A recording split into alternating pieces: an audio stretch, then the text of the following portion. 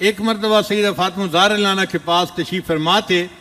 حضرت علی عنہ کو طبیعت کے اندر خوش طبعی آئی تو حضرت علی عنہ نے شعر بنایا ان النساء شیاطین خلقن لنا، کہ یہ عورتیں شیاطین ہیں اور ان کو ہمارے لیے پیدا کر دیا گیا ہے.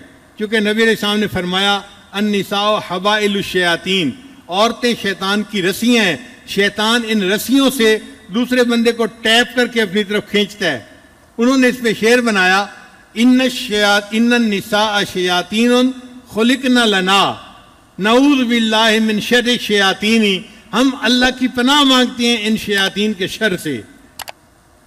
اب وہ بھی خاتون جنت تھیں، اللہ تعالیٰ نے بھی ان کو علم و عرفان عطا فرمایا تھا. انہوں نے فوراً اس شعر کو بدل کے یوں پڑھا ان النساء ریاحین خلقن لکم، کہ یہ عورتیں خوشبوئیں ہیں، ان کو اللہ نے تمہارے لیے پیدا کیا ہے.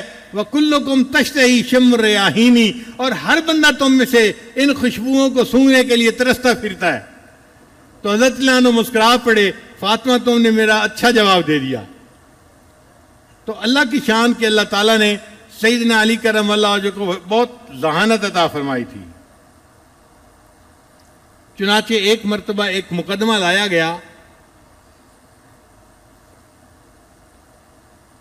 اور وہ مقدمہ بھی عجیب تھا.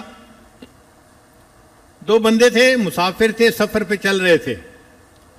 کھانے کا وقت ہوا تو ایک نے اپنی 5 روٹیاں نکالیں اور دوسرے بندے نے اپنی 8 روٹیاں نکالیں اور مل کے کھانے لگے.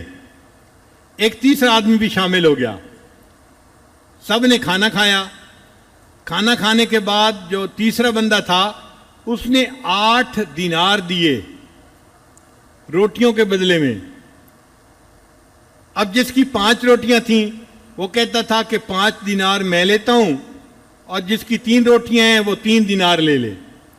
مگر 3 دینار والا جھگڑا کر رہا تھا، نہیں مجھے زیادہ چاہیے.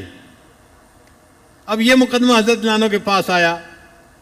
حضرت علی عنہ نے اس 3 والے کو فرمایا بھائی یہ تمہیں 3 دینار دے رہا ہے، تم لے لو، تمہارا اس میں فائدہ ہے.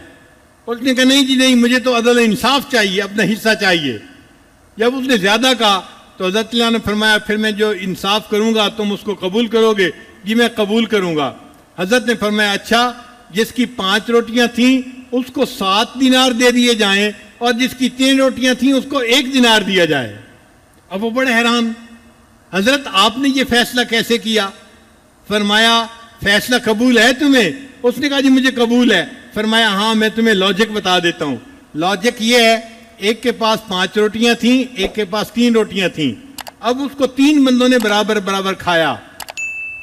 ہم یہی گمان کر سکتے ہیں کہ تینوں نے برابر کھایا ہوگا اور اس کا کوئی طریقہ نہیں.